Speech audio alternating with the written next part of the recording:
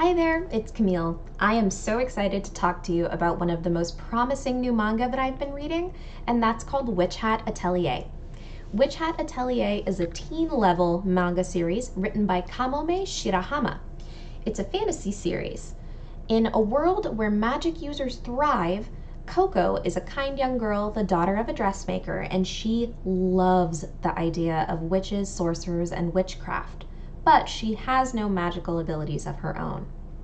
One day she meets a wizard named Quifrey and sees how he does magic by drawing runes with magical ink. Later on her own, she decides to try this herself. She casts a spell, but she doesn't have control over it, and it actually ends up turning her mother into stone. She's desperate to save her mother, and Quifrey seems to try to help. He decides to take Coco on as an apprentice and teach her the ways of magic. It also helps that she might be connected to a sinister coven that he's been researching. So Coco begins her training, meeting new acquaintances and friends with Quifrey's other students and those around the magical world. As Coco immerses herself into this new, wonderful world, a sinister plot begins to thicken around her. First things first, we have to talk about the art of Witch Hat Atelier. This is one of the chapter spreads, but look how gorgeous this is. And it does not stop there. So now we'll go and look at a spread.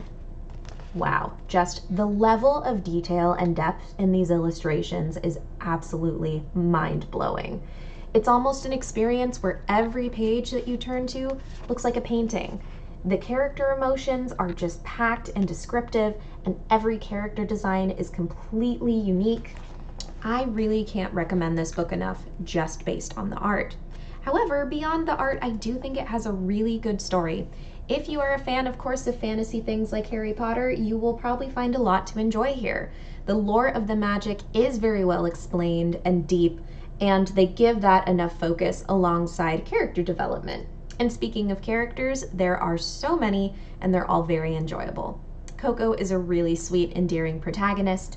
Quifrey, her mentor, just seems very well-being, helping out these girls. His other students as well are also their own unique characters. They're charming and funny. Actually, the cover here has Tetia, my favorite of the students, who's very bubbly and has a hand at almost like unconventional magic. She's very cute and I love her. So you'll probably find somebody to be interested in and some element of the plot to be interested in. Like I said, this can be found in our teen section.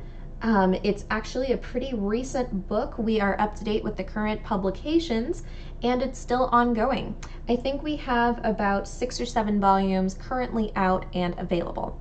I cannot recommend this book enough. I think that there is something for everybody to enjoy. So I hope you'll give it a shot. Thanks, and happy reading.